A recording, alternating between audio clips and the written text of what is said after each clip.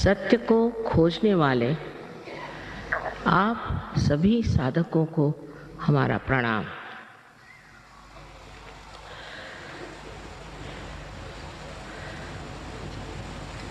इस कलियुग में मनुष्य जीवन की अनेक समस्याओं के कारण विचलित हो गया और घबरा रहा।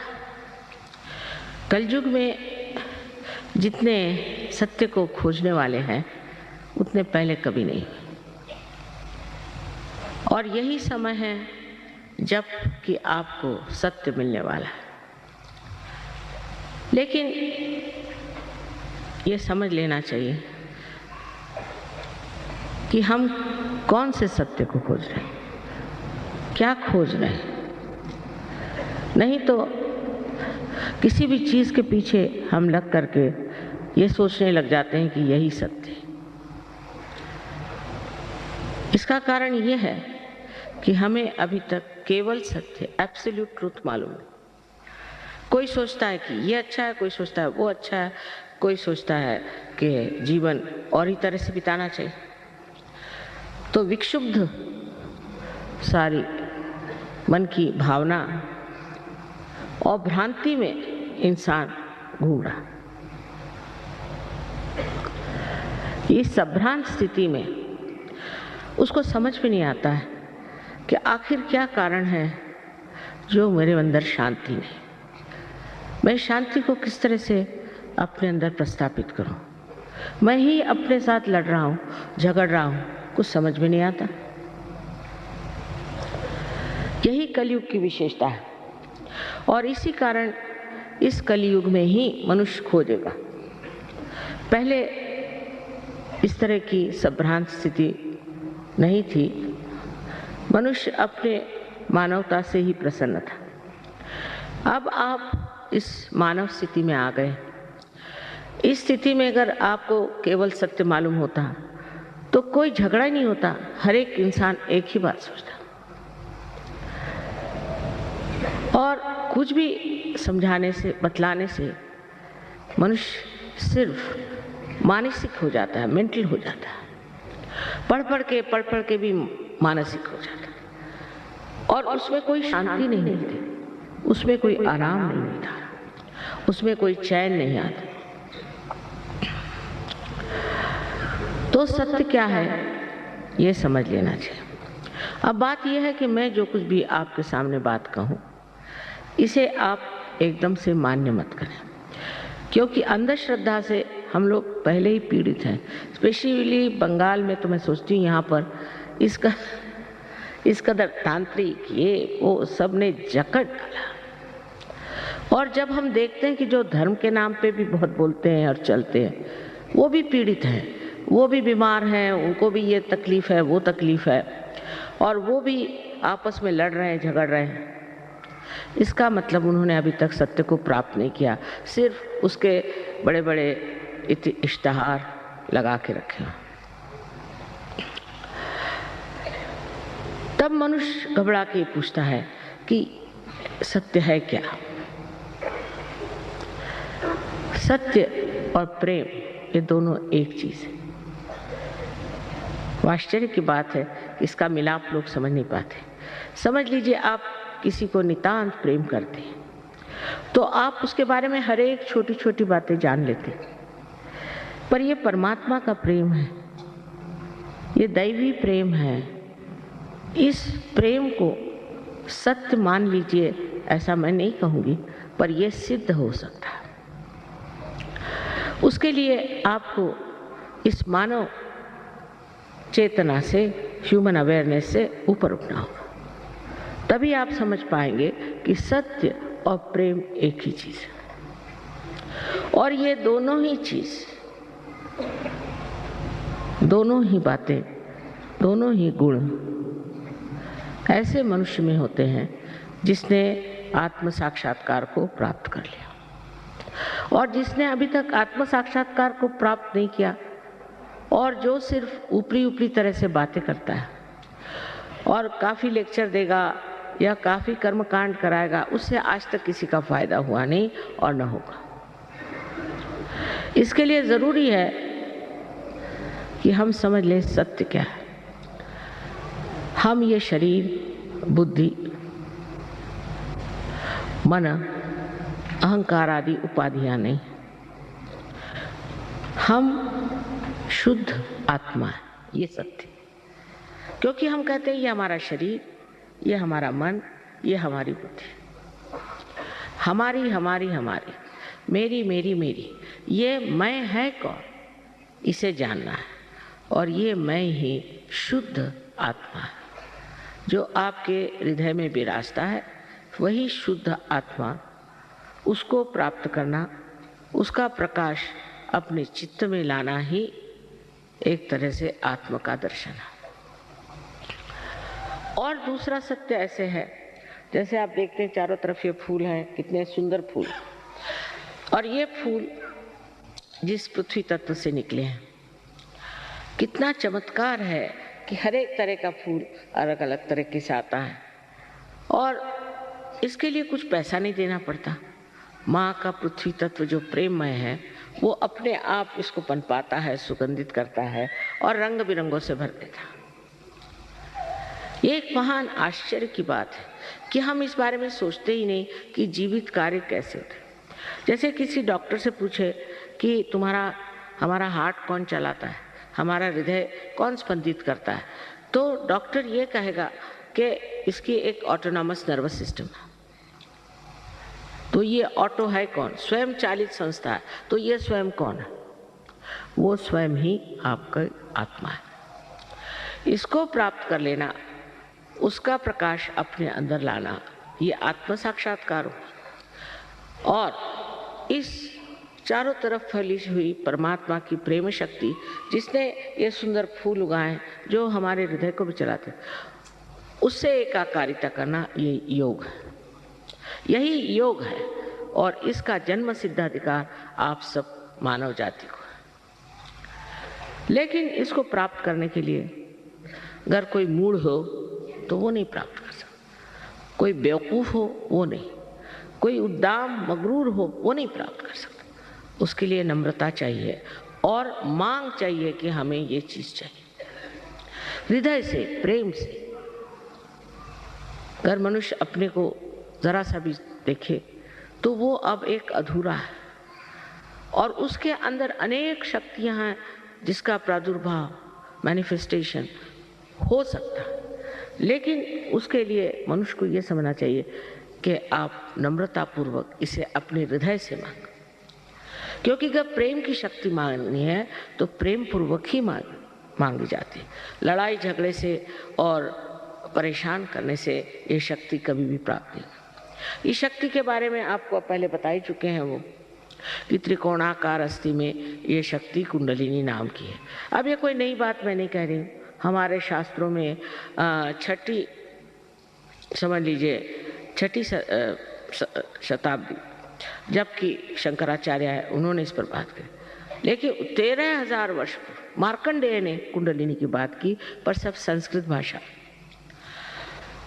इसलिए 12वीं शताब्दी में ज्ञानेश्वर जी ने इसकी बात की है, जब उन्होंने ज्ञानेश्वरी लिखी जो कि गीता पर टीका थी।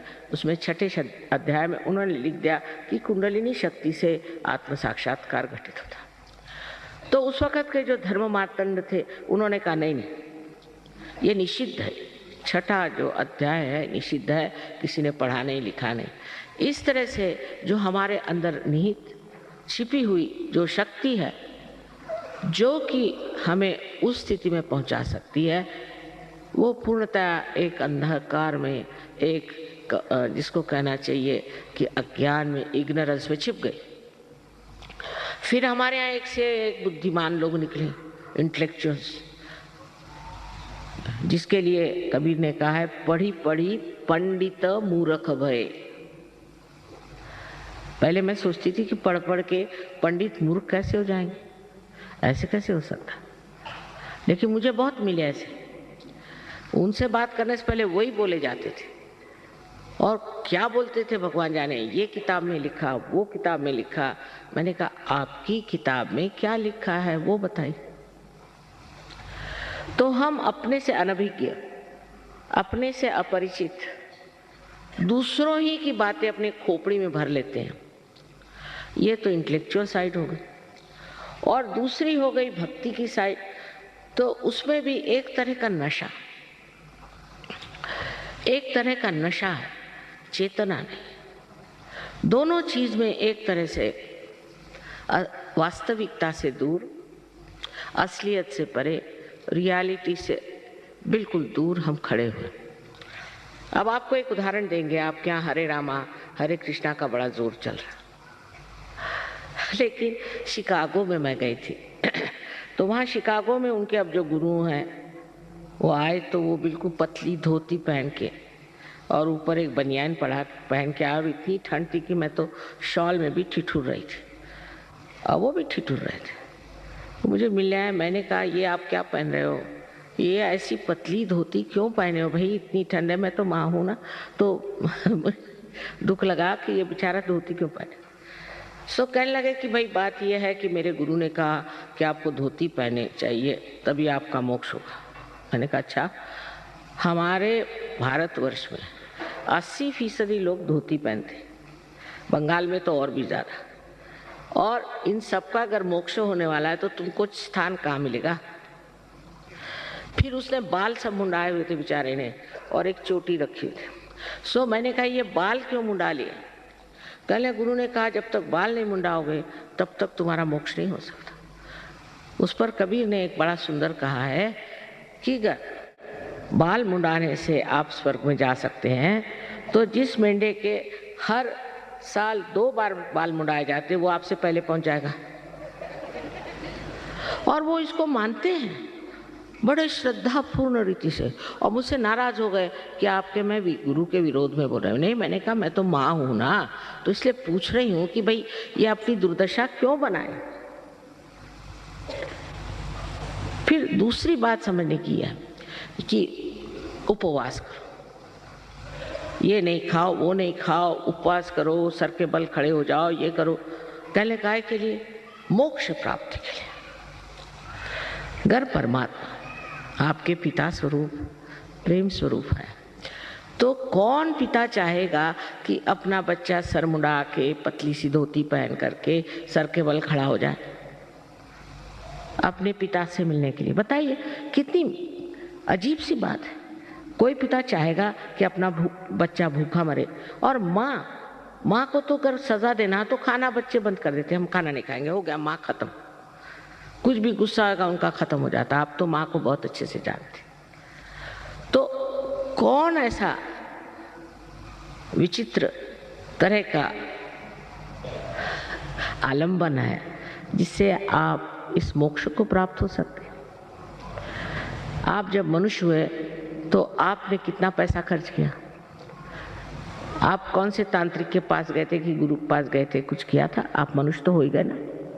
तो कोई ना कोई ऐसी अंदर शक्ति है जिसे मैं प्रेम की शक्ति कहती हूँ, जिसको कि रिडम्पशन की शक्ति कहते हैं, जिससे मनुष्य का उत्थान होता है, जिससे आज आप मनुष्य स्वरूप हो गए। अब अगर ये आपके अंदर शक्ति है, समझ लीजिए, अगर है तो उसका उत्थान क्यों न किया जाए। अब इसके लिए आप पैसा वैसा नहीं दे सकते, इसके लिए आप मुझे नहीं खरीद सकते। कोई अपने माँ को खरीदता है क्या? कम से कम अपने देश में तो कोई नहीं खरीदता, आप परदेश की बात छोड़। तो इसको पाने की चीज क्या है? ये भी आपकी अपनी व्यक्तिगत अपनी आपकी माँ है, हर एक। और आपके अंदर जो भी कुछ है, आपका भूतकाल, आपका भविष्यकाल, आपका सब कुछ इसमें टेप रिकॉर्ड के जैसे भरा हुआ। और वो जानते, ये आपकी माँ व्यक्तिगत आपकी अपनी अपनी अलग अलग माँ है, वो आपके कुंडलिनी में स्थित है। और इसकी शक्ति को अगर जागृत करना है तो उसके लिए आप क्या पैसा दे सकते हैं? अगर समझ लीजिए इस पृथ्वी में आपको पृथ्वी माँ के उदर में एक अगर बीज आपको बोना है तो वो अपने आप सहज स्पॉन्टेनियसली पनप जाता है उसके लिए क्या आप सर के बल खड़े हो, नहीं तो कुछ भी करो, उससे फायदा होगा? समझ की बात है। जो जीवित कार्य है वो सारा जीवित कार्य सहज होता है। सहज का माने दूसरा और ये कि सह माने आप और ज माने आपके साथ पैदा हुआ। ये योग का अधिकार है, इसे आपको प्राप्त कर लेना चाहिए। फिर उससे अनेक लाभ हैं। मुझे पता नहीं योगी जी ने आपसे क्या क्या लाभ बताए, लेकिन एक संसार में आप अगर किसी से प्यार करते हैं तो आप नहीं जानते कि सूक्ष्म में उससे कितने लाभ होते हैं। अगर आप प्यार करते हैं और वो भी आपसे प्यार करता है तो दोनों के आदान प्रदान में एक बड़ी सूक्ष्म सी संवेदना होती है जो बहुत सुखदायी और शांतिमय होती है। पर आजकल ऐसा प्यार तो देखने को नहीं मिलता। ऐसी तो कोई व्याख्या भी नहीं कर सकता। ऐसे कोई सेंटिमेंट्स ही नहीं होते। एक दूसरों को नीचे गिराने में, इसकी उसकी गर्दन काटने में ही हम लोग लगे। प्यार की तो बात छोड़ी, यहाँ तक कि जो बड़े भक्ति योग फलाना ठिकाना प्रीच करते हैं और बिठाकर लोगों से भक्ति कराते हैं, वो सब लोगों का ध्यान सिर्फ पैसा लेने पर है। ये समझ लेना चाहिए। इस पृथ्वी माँ को आपने कितना पैसा दिया है जो ऐसे सुंदर सुंदर फूल आपको दे रही है। पहली तो चीज है कि आप प्यार को खरीद नहीं सकते। खरीदा हुआ प्यार नहीं होता। और प्यार की महिमा आप तभी जान सकते हैं जब आप इस महान चैतन्य के प्यार में डूब जाए। आपकी बारीक बारीक चीज भी वो देखता है और संभालता है। जैसे आज की बात बताएं कि नागपुर में बहुत अच्छे गाने वाले हैं, बजाने वाले हैं, तो मैंने कहा कि न जाने उनको बुला लें तो अच्छा रहेगा यहाँ पर, क्योंकि बंगालियों का गाना तो बंगालियों ने सुना ही है, दूसरा कोई सुनाए तो अच्छा रहे। और देखिए सवेरे पहुँच गए वो अपने आप से ही। मैंने कहा आप कैसे आए? तो कल दुर्गापुर में हमारा प्रोग्राम है, वहाँ हमें जाना था तो हम आ गए। आपको सहज में ऐसी बातें होती हैं कि चमत्कार पे चमत्कार हो रहा है। आपको मैं बताऊंगी तो आपको विश्वास देगा कि चमत्कार जिसको हम कहते हैं वो चमत्कार नहीं है, क्योंकि यह परमात्मा का क्या है, उसमें क्या चमत्कार हो सकता? वही स्वयं चमत्कार है। हमारी दादी जी एक किस्सा सुनाती थी बहुत मजेदार, कि एक इंसान परमात्मा को मिलने चला तो उसको रास्ते में एक आदमी था, वो सर के बल खड़ा था। वो कह रहा था भाई मैं तब से सर के बल खड़ा हूँ, मुझे भगवान कब दर्शन देंगे? तो ज़रा भगवान से जाके कहो कि ज़रा जल्दी दर्शन दे। तो ये गए। रास्ते में दूसरा एक बिल्कुल पड़ा होता रास्ते के किनारे, तो उसने कहा कि भाई भगवान ने आज मेरे खाने की व्यवस्था नहीं करी, उनसे ज़रा कह देना मेरे खाने की व्यवस्था रखे। पंखा चला तो पंखा भी चला दे।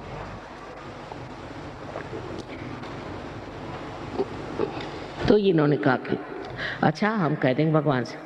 तो ये भगवान के पास जब गए तो उनका काम हुआ सो हुआ। उसके बाद भगवान ने पूछा कि भाई और कोई बात है? कहले हाँ एक बात है, वहाँ एक आदमी है बेचारा सर के बल खड़ा है, आपका इंतज़ार कर रहा है, आप ऐसा क्यों नहीं करते कि थोड़े उस पर मेहरबानी कर दें? कहला उससे कहना और थोड़े दिन करते रहो तो अच्छा रहेगा, हो जाएगा।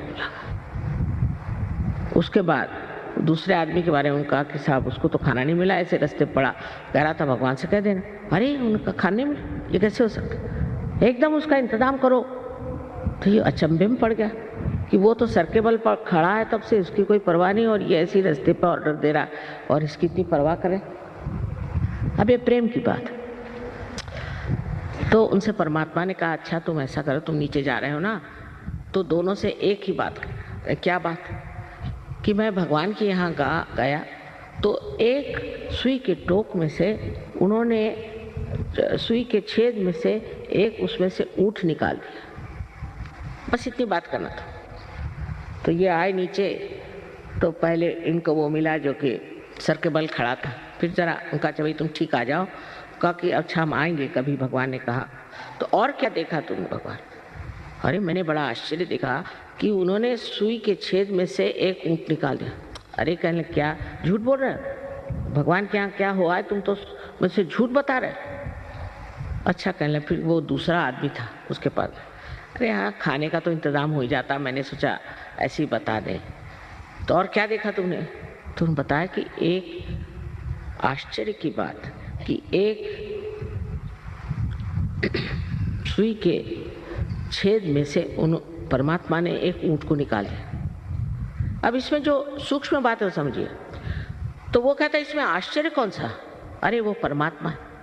वो ऊँट तो क्या दुनिया ही निकाल दे, न जाने विश्व के विश्व निकाल दे, वो परमात्मा है। तुम क्या समझते हो अपने को? ये एक नितांत विश्वास, क्योंकि आत्म साक्षात्कारी आदमी को उसका जो विश्वास होता है वो अंधा विश्वास नहीं होता, वो साक्षात में विश्वास। साक्षात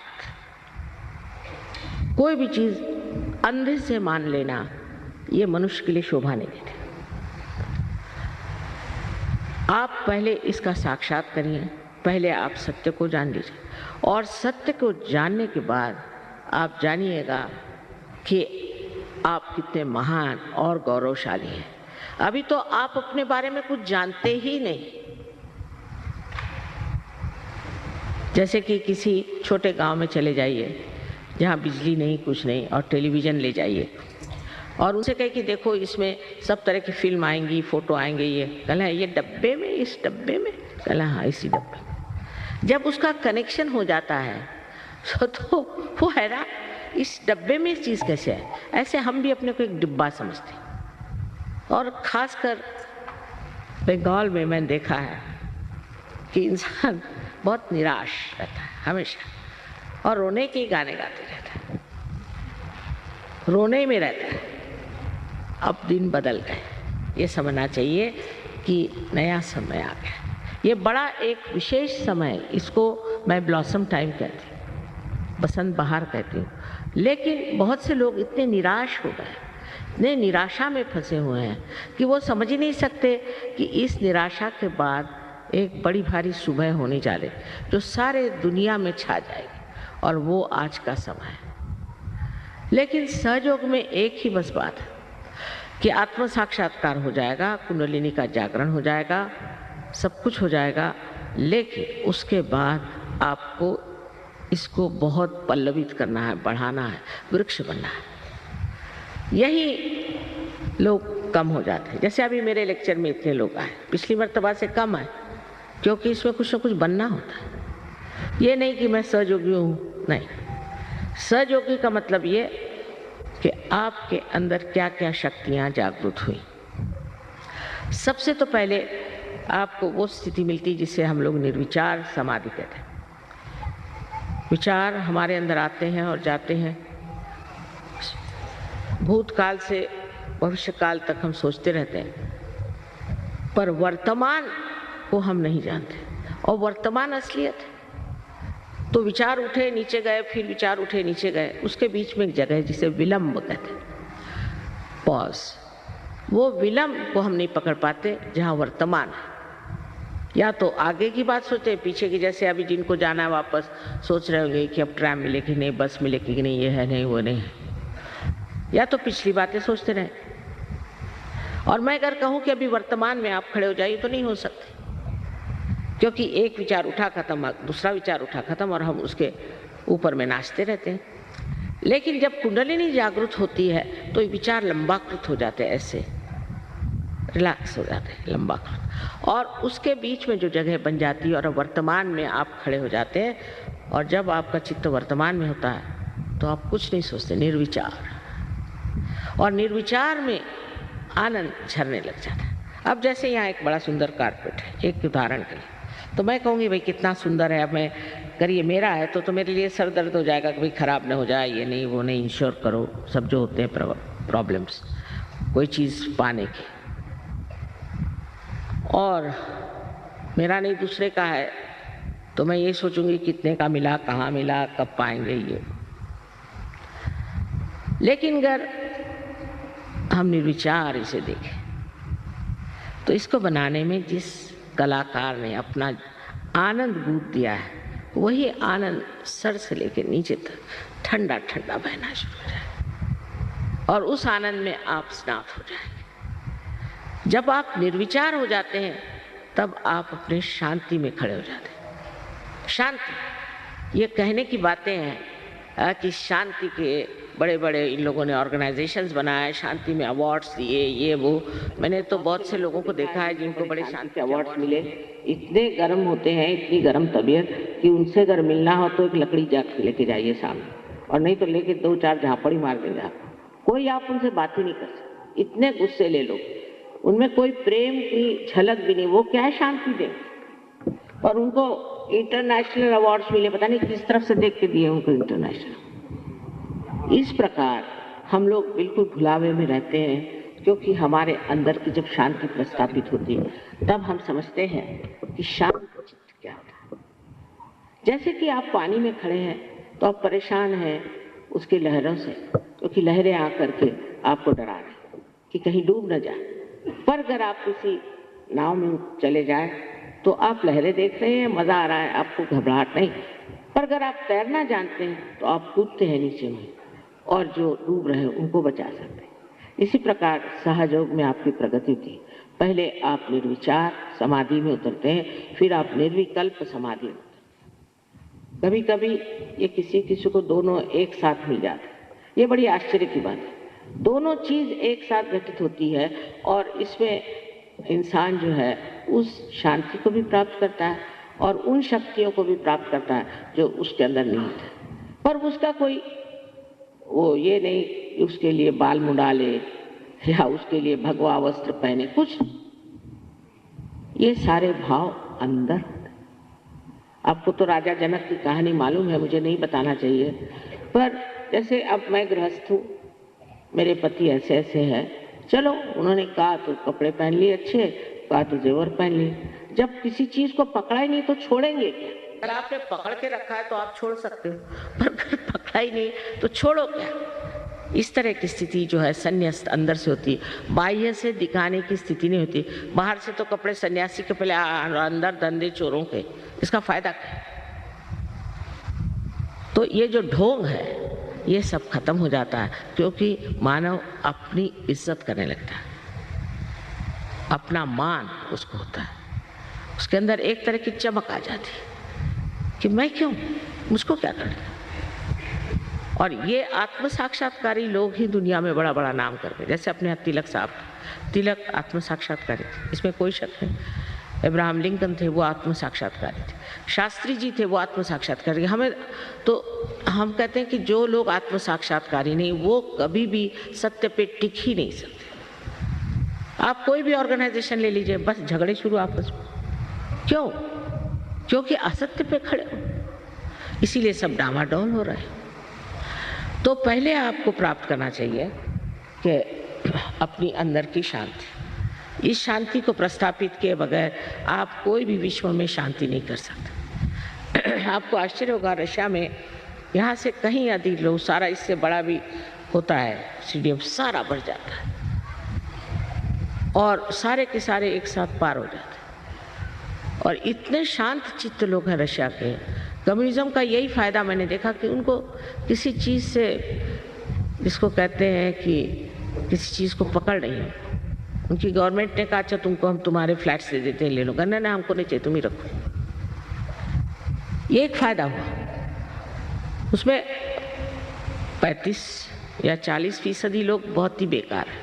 उनको तो माल भरो सिगरेट दे दो तो भी चाहिए, वो खुद दे दो तो चाहिए। पर बाकी के जो है इतने कमाल के लोग हैं। जिस वक्त मेरा कू हो रहा था, मैं वहाँ थी, तो मैंने कहा तुम लोग परेशान नहीं, ये कू हो रहा है। कहले माँ हम कोई इस राज्य में थोड़ी रहते हैं, हम तो we are living in the kingdom of God, परमात्मा के साम्राज्य में रहते हैं, हमको क्या परवाह।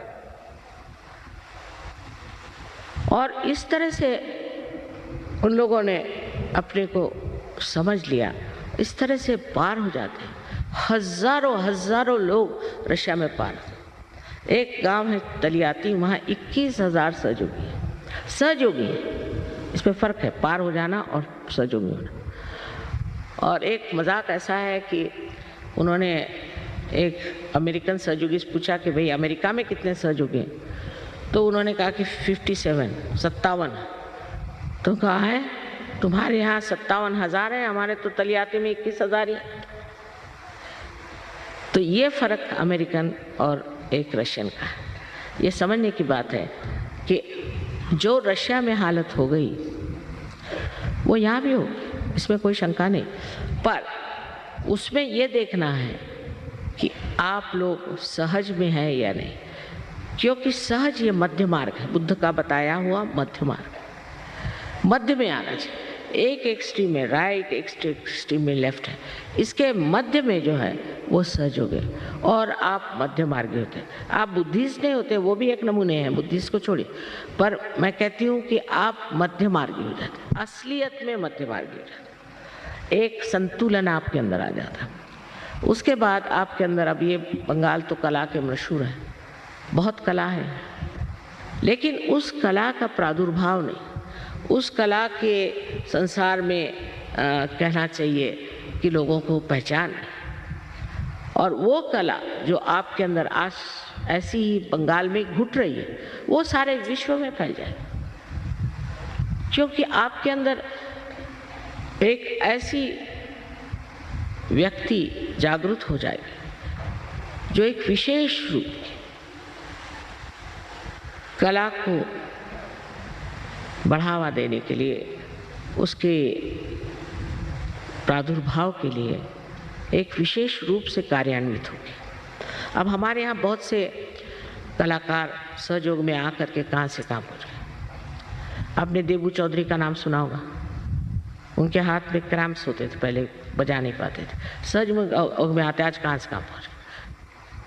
अमजद अली, उनसे पूछा, सिफात हुसैन का, इतने लोग हैं जो कि सहयोग में आने के बाद ही पनप गए। सुष्मिता सेन भी सहयोगिनी है। इसका जो अंदर से ये माँ की लालच बच्चों को देने की कि जैसे अगर आपको कोई बात कहनी है तो चॉकलेट में घुसा के दे दो तो दिमाग में आती। तो पहले तो कला, पर दूसरी बात जो बंगाल की खास है वो है प्रेम।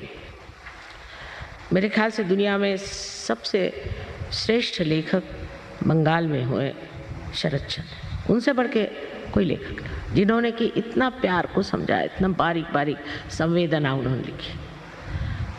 उस प्यार की शक्ति जो अपने अंदर थोड़ी सी भी पनप रही है, उसका जो विश्व रूप है उसे आप प्राप्त करते हैं। हमारे यहाँ जैसे कि कविता है, रविंद्र बाबू ने ये विजन देखा था कि भारत के शोर पे, भारत के किनारे ऐसी ऐसी लोग आएंगे। ये सब हो रहा है, गणपतिपुरे करके एक जगह है, वहाँ पर ये सब हो रहा है, जो उन्होंने कहा था वो साकार हो। लेकिन इन लोगों को ये 70 देशों से आते, मैंने कभी लड़ते नहीं देखा, झगड़ते नहीं देखा, कोई गंदी बात बोलते नहीं देखा, और निरीक्षक। मैंने कहा भाई यहाँ बड़ा तुम लोगों को, अब ये लोग सब रईस करके भी हैं, काफ़ी आराम से रहते हैं, कि बे आराम ही है तुमको। तो कहले नहीं माँ, हमें तो आत्मा का आराम चाहिए, वो हम यहाँ प्राप्त करें। हम तो आत्मा के आराम के लिए, शरीर का आराम क्या करें, कैसे भी सो लेंगे, कैसे भी रह लेंगे, एकदम मस्त अवधूत बने हुए। अब बताइए कि फॉरेन के लोग, इंग्लैंड में जो पहला हमारा ये हुआ, मुठभेड़ हुई, तो 7 ड्रग एडिक्ट्स के साथ 7। अब पढ़े लिखे, कोई प्रिंसिपल यहाँ का तो कोई प्रोफेसर वहाँ का, सब कैम्ब्रिज और ऑक्सफोर्ड के लोग 7, और उनसे जूझते जूझते 4 साल लग गए। एक तो खोपड़ी में सब भरा हुआ, कैम्ब्रिज, ऑक्सफोर्ड, और दूसरे ड्रग लेना, शराब पीना और अनैतिकता, सब चीज़। पर कुंडलिनी के जागरण से जैसे कोई 7 पिलर्स खड़े हो गए, इस तरह से वो लोग इंग्लैंड में खड़े। इंग्लैंड जैसे देश में, जो कि बहुत ही ज़्यादा अपने को बहुत अक्लमंद समझते हैं, वहाँ पर भी आप सोचिए इससे ज़्यादा लोग आते हैं प्रोग्राम, इससे बहुत ज़्यादा। वहाँ का रॉयल अल्बर्ट हॉल पे को गचागच भर जाता। अब ये ज़रूर है कि बंगाल में देर से आए, लेकिन तो भी मुझे लगता है कि बंगाल देश का सबसे ज़्यादा अधिकार सहयोग को प्राप्त करने का। क्योंकि यहाँ एक से एक कर्मवीर हो गए, धर्मवीर हो गए, हर तरह के लोग यहाँ हो। और इस देश में सहयोग फैलना बहुत ज़रूरी है। अब इसमें ऐसा है कि पहले आपको देख करके आप जब सहयोगी में आएंगे, आप जब इसको प्राप्त करेंगे और जब आप में सब शक्तियाँ आएंगी, तब तो ना दूसरे लोग आएंगे। लेकिन अभी आधे लोग उठ के चले गए, ऐसा और कहीं नहीं होता। आपको आश्चर्य, एक पत्ता नहीं हिलता, क्योंकि सब लोग अपना भला चाहते हैं। सब चाहते हैं कि हमारा कल्याण। उस चीज़ की अगर ध्यान करके आप बैठें तो आपको आत्म साक्षात्कार देना बहुत आसान है। आपके बच्चों के आज प्रश्न खड़े हो रहे हैं और आगे की प्रोजिनी कैसी होगी उसका पता नहीं। एक तो ये जो कुछ भी पाश्चिमात्य वेस्टर्न इन्फ्लुएंस हमारे अंदर आ गया, उससे हमारे बच्चों का कितना नाश हो रहा है। ये सब चीज़ अगर आपको रोकना है तो आप बच्चों को सहयोग में लाएं। उसमें बस यही बात है कि जैसे कोई कहे कि मेरे हाथ में एक सांप है, अब मैं हठी हूँ और कहे कि आपके हाथ में सांप, तो मैं कहूँगी नहीं ये तो सांप नहीं है, ये तो डोर है। जिद करूँगी, पर जैसे ही कोई प्रकाश आ जाएगा उस सांप को मैं छोड़ दूँ। इसी प्रकार सहयोग में जब मनुष्य आता है तो आत्मा के प्रकाश में जो कुछ चीज़ हमारी नाशवंत है, डिस्ट्रक्टिव है, उसको एकदम छोड़ देता है। एकदम। मैंने तो यहाँ तक देखा है कि एक रात में लोगों ने ड्रग्स छोड़ दिए, हजारों लोगों ने। लेकिन हमारे यहाँ जो प्रश्न है वो ये कि हम में बहुत से ऐसे संस्कार हैं जो गलत है। पहले तो संस्कार हमारे कर्मकांडों के, फिर दुनिया भर के झूठे गुरु लोग। पहले दिन मैं आई थी जब यहाँ पहला प्रोग्राम हुआ तो हॉल में सिर्फ एक आदमी था, आप सोचिए, और बाहर एक तांत्रिक अपने को मार रहा था हंटर से, वहाँ हजारों लोग खड़े थे। मैंने कहा बाबा इस बंगाल को नमस्कार। पता नहीं क्या हुआ, वो तांत्रिक के पीछे लगा। फिर जिसको पूछे मैं दीक्षित हूँ, हर एक आदमी दुखित है ये नहीं कोई कहता, पर दीक्षित। और इस दीक्षा में आपने क्या प्राप्त किया, कम से कम ये तो पूछना चाहिए खुद से। मैं इसलिए आज साफ साफ कह रही हूँ कि किसी भी चीज़ से एक माँ ये पूछे कि बेटे तुमको क्या मिला, तुमने क्या प्राप्त किया, तुम दीक्षित हो गए, कुछ मिला तुमको, उससे कुछ लाभ हुआ। सहयोग के लाभ अनेक। सबसे तो ये कि जीवन एक चमत्कार हो जाता है। अब सहयोगियों के ऐसा है कि चमत्कार का कोई अंत ही नहीं। ये लोग जब मुझे चिट्ठियाँ लिखती कि ये चमत्कार हुआ, वो चमत्कार हुआ, मैंने कहा अच्छा हुआ होगा भाई, रहने दो, क्योंकि उसको लिखने के लिए भी और पढ़ने के लिए भी टाइम होना चाहिए। सारा जीवन जो है इतना आनंदमय हो जाता है और आप आनंद के बिल्कुल सागर में डूब जाते हैं। एक तो आप शांति में आ जाते हैं, और जो आपकी शक्ति है वो प्रेम की शक्ति में थकान नहीं होती। अभी हमारी उम्र 72 साल की हो गई और हम रोज ही मेहनत कर रहे हैं। परसों ही नेपाल में 20,000 लोग थे नेपाल में, फिर आज आप लोगों के सामने आ गए और हमें थकान नहीं। उसकी वजह क्या कि प्यार करते वक्त कोई थकान होती है? अरे ये प्रेम की शक्ति है, इसमें इंसान को थकान है, आनंद आता है। बस आनंद में ही विभोर इंसान रहता है। आज ही एक कैंसर पेशेंट ठीक हो गया सहयोग से, लेकिन हम इसको अनाउंस नहीं करते। ये तो रोजमर्रा का धंधा है, रोजमर्रा, लेकिन इसको अनाउंस इसलिए नहीं करते कि सारे कैंसर पेशेंट ही मेरे खोपड़ी पे आ जाए। पहले आपको ही सहयोग का हम बना देते हैं सहयोगी, तो आप ही ठीक कर सकते। सबको मैं थोड़ी ठीक करती हूँ, सहयोगी ठीक कर रहे हैं हर जगह, सहयोगी मेहनत कर रहे हैं और बड़ा आनंद आता है। इसमें कोई मिशन नहीं है, कुछ नहीं है, ना हमारा कोई ऑर्गेनाइजेशन है। आप आश्चर्य करेंगे कि हमारा कोई ऑर्गेनाइजेशन नहीं, कोई मेंबरशिप नहीं। जो सहयोग में आ गया वो जैसे समुद्र में उतर गया, फिर उसको क्या सर्टिफिकेट दें या उस पर कौन सा ब्रांड लगाना है। ये चीज़ आप सबको घटित हो सकती, सब आप प्राप्त कर सकते हैं, सिर्फ आपको हृदय से ये मांगना चाहिए। अब इसके लाभ कितने हैं अगर शुरुआत से आखिर तक बताएं तो कठिन है, पर पहला लाभ तो ये है कि आपके अंदर अबोधिता, इनोसेंस जागृत हो जाता है। अब लोग कहेंगे कि इनोसेंट आदमी को कोई ठगता है, सजग कोई ठग नहीं सकता, उसके ऊपर परम चैतन्य की छत्र छाया, कोई नहीं ठग सकता। अगर कोशिश करे तो वही ठग जाएगा। वो पूरी तरह से सुरक्षित है, पहली बात, और उसकी स्वयं अपनी आंख जो है एकदम शुद्ध हो जाती। ईसा मसीह ने कहा thou shall not have adulterous eyes, इतना सूक्ष्म बोले, आंख में भी लस्ट और ग्रीड नहीं होना चाहिए। यह सजोग में सिद्ध है, आंख में चमक आ जाती। और ऐसा आदमी अगर किसी के और कटाक्ष भी डाले या ध्यान भी दे, चित्त दे, तो भी उस आदमी की शांति हो जाती है, उसके घर में आराम आ सकता है। उसके चरण अगर किसी के घर में पड़ जाए तो वो घर भी ठीक हो सकता है। सबसे बड़े इससे समृद्धि आती है। अगर आप चाहते हैं कि बंगाल में समृद्धि आए तो आप सर्च को लें, क्योंकि इसमें आपका लक्ष्मी तत्व जागृत होता है।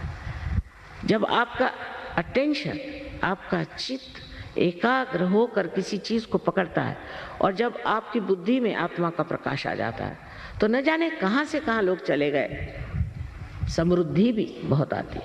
पर समृद्धि ऐसी नहीं आती कि आप शराब पियो और ये करो वो करो। बहुत व्यवस्थित एक, इसको कहना चाहिए, शानदार इंसान बनते हैं।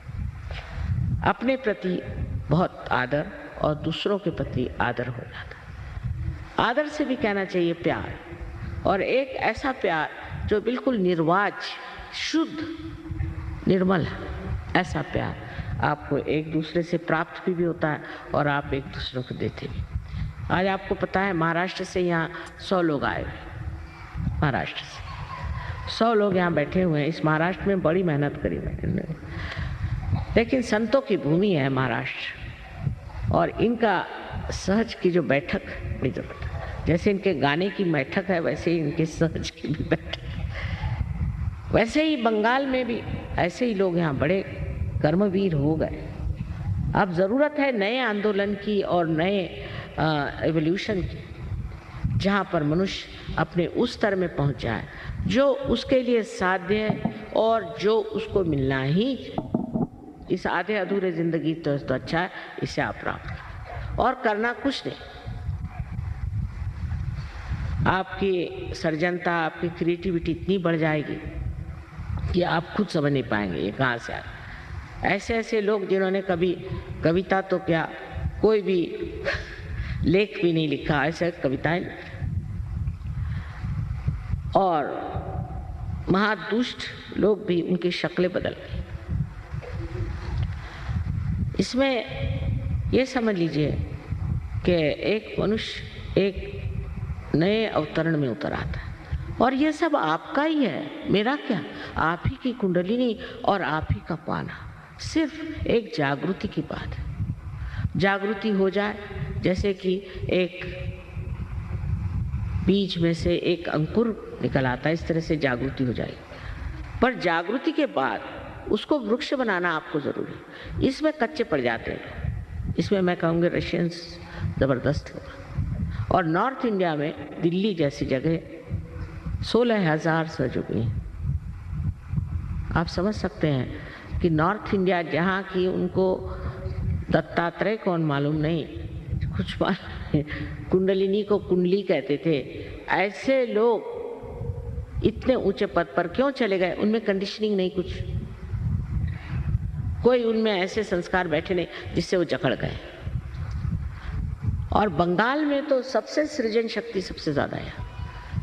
यहाँ पे भक्ति है, सृजनता है, सब कुछ है। सिर्फ एक बात की कमी कि अपने ऊपर विश्वास नहीं, आत्मविश्वास नहीं। अपने को हमेशा कम ही समझते हैं। जब तक आत्मविश्वास नहीं होगा तब तक सहयोग आप साध्य नहीं कर सकते, क्योंकि आप ये है, मैं कहती हूँ आप यही हैं कि आप उस महान शक्ति को प्राप्त करें। आप में सब कुछ निहित है, लेकिन विश्वास नहीं, आत्मविश्वास नहीं। यही सोचते हैं कि हमने तो ये गलती करी, तो हमने वो गलती करी, हमेशा गिल्टी फील करते हैं। हमको कैसे मिलेगा, हम कैसे, अभी मैं कह रही हूँ आपको मिलेगा सब, सिर्फ आत्मविश्वास हो कि हमें मिलने वाला है, ये हमें मिलने का है और ये हमारा अपना हक है प्राप्त करना। और बहुत आसानी से सहज आपको मिल सकता है। अपने ऊपर पूर्ण विश्वास होना चाहिए कि आज ही आप सबको ये प्राप्त हो, एक बात। दूसरी बात इसमें यह है कि अपने को तो आपको माफ कर देना चाहिए। आपसे लोग कहते हैं तुमने ये पाप किए, वो पाप किए, सब यहाँ भूल जाना चाहिए। जो ऐसे कहते हैं वही पापी है, मैं तो ये कहती हूँ। जो आपको समझाते हैं वही पापी है। कोई पाप पुण्य की बात आज नहीं करनी। मेरे लिए आप बच्चे हैं ना, माँ के लिए बच्चे कैसे भी हों तो भी प्यारे होते हैं। तो ये सब बातें जो जिससे कि आप अपने ऊपर ग्लानि करें और अपने को न्यून समझें, इसे मेहरबानी से आप लोग भूल जाइए और ये जानिए कि आप परमात्मा की नज़र में दोषी नहीं, और आप इससे मानना होगा कि आप दोषी नहीं, बिल्कुल भी कोई भी दोष आपके अंदर नहीं। इस सच्चे श्यामलाम भूमि में इतनी पुण्य भूमि है, इसमें आप दोष कैसे कर सकते? इतनी तकलीफें हैं, परेशानी है, इतने आप बर्दाश्त करते, कोई संसार में लोग नहीं कर सकते जैसे आप लोग सहन करते। फिर आप अपने ही ऊपर लेते हैं। कोई लोग कहते हैं हमारा पूर्व जन्म ऐसा था, कुछ नहीं, आज उससे संबंध ही नहीं। आज वर्तमान की बात मैं करें, इस वक्त आप आए तो इसलिए आप मुझ पर विश्वास करके अपने को क्षमा कर दें। पहली बात ये बहुत ज़रूरी, आत्मविश्वास हो और अपने को पूरी तरह से क्षमा करें। और दूसरी बात है कि आप सबको क्षमा कर दीजिए, क्योंकि क्षमा करो या न करो आप कुछ करते नहीं। क्या करते हैं आप जब आप क्षमा नहीं करते? कुछ भी नहीं। ये तो एक मिथ्या बात है कि हम नहीं क्षमा कर सकते, बड़ा मुश्किल है। कोई मुश्किल, उल्टे जब आप क्षमा नहीं करते हैं तब आप अपने को दुख देते। जिसने आपको तकलीफ दी, परेशानी दी, उसको अगर आप क्षमा कर दें तो आप अपने को कम से कम परेशान तो नहीं करेंगे। वो तो आराम से बैठा है और आप अपने को बेकार में चले जा रहे हैं। बिल्कुल लॉजिकल है ना बात। तो अभी इस वक्त आप लोग सब इतना करिए कि माँ हमने सबको क्षमा कर, उनका नाम भी नहीं सोचने का, क्योंकि वे सरदर्द, हमने सबको क्षमा कर दिया। इतना ही अपने मन में कहने से चीज एकदम आपको हल्कापन आ जाएगा। यही मैंने ये बात कही जिसे संस्कृत में हम क्षम दो मंत्र कहते हैं, बीज मंत्र है कि पहले तो ये कि मैं गलत नहीं हूँ, मैं हूँ, और दूसरा ये कि सबको मैं क्षमा कर देता हूँ। दोनों चीज आपके अंदर इस वक्त अगर घटित हो जाए तो बड़ा ही आसान हो जाएगा आपको प्राप्त होना। फिर दूसरी बात ये कहनी है कि आप बहुत ही पुण्य कर्मों की वजह से इस भारतवर्ष में पैदा हुए। इतना ही नहीं किंतु इस बंगाल देश में, बंग देश में आप पैदा हुए, ये आपके पूर्व जन्म के अन्य कर्मों की वजह से। और इसीलिए हमें आपको ये कहना है कि आप आत्म साक्षात्कार को बहुत सहजता से प्राप्त करें। पर सहजता से प्राप्त करने का ये मतलब नहीं कि आप इसकी इज्जत न करें और इसको बढ़ावा न दें। इसमें आपको पनपना होगा, इसको बढ़ावा देना होगा। और बिल्कुल मुश्किल नहीं है। हमारे यहाँ सेंटर है, लोग काम कर रहे हैं। अब हम देहातों में भी लोगों को भेजना चाहते हैं और इसको बढ़ाना चाहते हैं, जिससे लोगों के अंदर अपनी आत्मशक्ति प्राप्त हो। और फिर आप देखिए कि कैसे चार चांद आपके जीवन को लगते हैं। ये तो बात है कि आज इतने एक लेक्चर में सारी बात नहीं कही जा सकती, और कह कर के भी क्या फ़ायदा, ये भी तो सिर्फ बुद्धि का ही खेल है। असल में बात यह है कि ये घटना घटित होनी चाहिए। अगर समझ लीजिए ये इंस्ट्रूमेंट है और इसका एक कनेक्शन मेन से लगाने तो बेकार है। इसीलिए हम लोग बेकार हैं, क्योंकि हमारा कनेक्शन उस चारों तरफ फैली हुई परमात्मा की प्रेम शक्ति से हुआ नहीं, उस परम चैतन्य से हुआ नहीं। इसलिए हमारी कोई व्यक्तित्व नहीं है, आइडेंटिटी नहीं। और वो बहुत आसान, आप बिल्कुल इस चीज़ के लिए तैयार है और इसे आप प्राप्त कर सकते हैं। तो अभी देखिए, सिर्फ आपको ऐसे हाथ कर रहे हैं, ज़रा थोड़ी देर 5 मिनट बैठिए, इतने से आइए। क्या आप लोग सिर्फ मेरा लेक्चर सुने आए थे? तो आत्म साक्षात्कार के लिए आए ना? नहीं तो अपने एक और बीमारी, दर्शन हो गए, चलो मेरे दर्शन से कुछ नहीं फायदा होने वाला। उसके लिए बहुत मंदिर बने हुए हैं। हाँ, दोनों हाथ मेरी ओर करें। अब ये कहना कि जिसको जाना है अभी चले जाए। जिस वक्त में हम जागृति का कार्य करेंगे तब उठ के जाने की कोई ज़रूरत है। दोनों हाथ हमारी तरफ करें।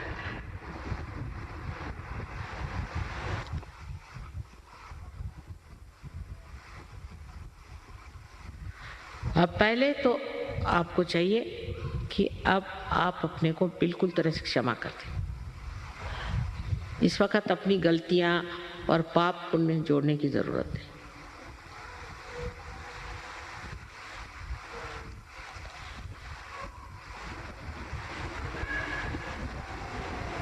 और अब आंख बंद कर लें, चश्मा निकालें। इनके पैर में जूते होंगे तो जूते निकाल दें, जो बैठे हैं ऊपर में लोग। अब लेफ्ट हैंड मेरी ओर करें इस तरह से, और राइट हैंड सर झुका लें, और सर के ऊपर में आप अपना राइट हैंड, यहाँ पर जो तालु है इसे ब्रह्मरंध्र भी कहते हैं, कि जो ब्रह्म में एकाकारिता करता है, ऐसा छेद ब्रह्मरंध्र। अब इस पे राइट हैंड रखें दूर ऐसे, और अब देखें कि आपके ब्रह्मरंध्र में से ठंडी या गरम कोई हवा जैसी चैतन्य की लहरियां आ रही क्या, जिसको कि आदि शंकराचार्य ने सौंदर्य लहरी कहा था।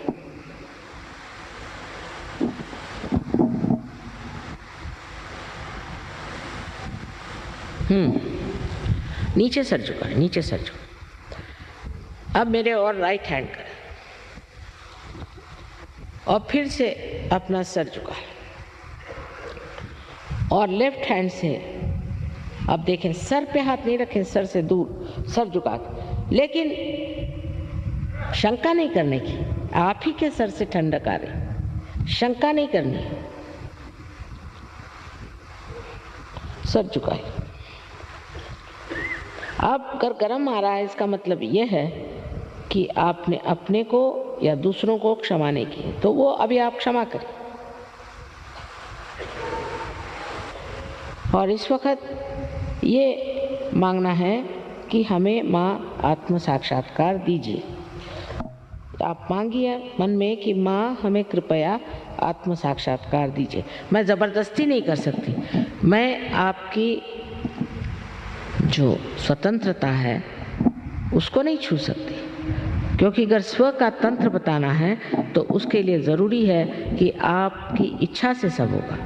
तो अब फिर से राइट हैंड से आप देखिए और कहिए कि माँ मुझे मेरा आत्म साक्षात्कार दीजिए, राइट हैंड से। अब दोनों हाथ आकाश की ओर करें और सर ऊपर की तरफ, और यहाँ एक प्रश्न पूछें अपने मन में विश्वास के साथ, माँ क्या ये परम चैतन्य की लहरें हैं? प्रश्न करें 3 बार अंदर अपने हृदय में पूछें, माँ क्या ये परम चैतन्य की लहरें हैं? सर पीछे कर, आत्मविश्वास के साथ पूछे, शंका नहीं करने की। हाँ, अब हाथ नीचे करें, अब दोनों हाथ मेरी ओर करें, इस तरह से चश्मा पहन लें और मेरी ओर देखें और विचार नहीं करें, विचार नहीं करें। आपके विचार ठहर गए, निर्विचार।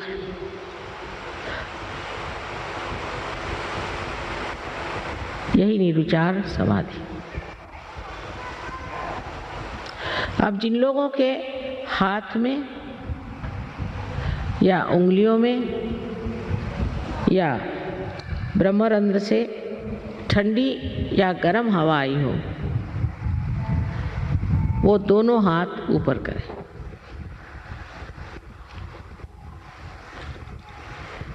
वाह वाह, जरा देखिए आप लोग, क्षण भर में तो सब पार हो गए, क्षण भर में सब पार हो गए, सबने प्राप्त कर लिया। आप इसको आगे बढ़ाना है। आप सारे आत्म साक्षात्कारी लोगों को हमारा वंदन, अनेक बार वंदन। आप इसको बढ़ाना है। एक आध दो को नहीं हुआ होगा, कोई बात नहीं, हाथ नीचे कर। एक आध दो को नहीं भी हो, कोई बात नहीं, देखा जाएगा। पर जिसको हुआ हो या नहीं हुआ, आप लोग जरूर सेंटर में आए। वहाँ कोई आपसे पैसा नहीं मांगे, लेकिन थोड़ा टाइम तो अपने को भी देना चाहिए। आप दुनिया भर की बेकार चीज़ों के लिए इतना टाइम देते हैं, थोड़ा टाइम अपने को दीजिए और उस स्थिति में आ जाइए कि सारे दुनिया में आप वंदनीय हो जाए। सबको हमारा अनंत आशीर्वाद। बातें हम इतना सफ़र करते हैं कि ज़्यादा दिन यहाँ कलकत्ते में नहीं रह पाते। बहुत इच्छा हमारी कि यहाँ रहें।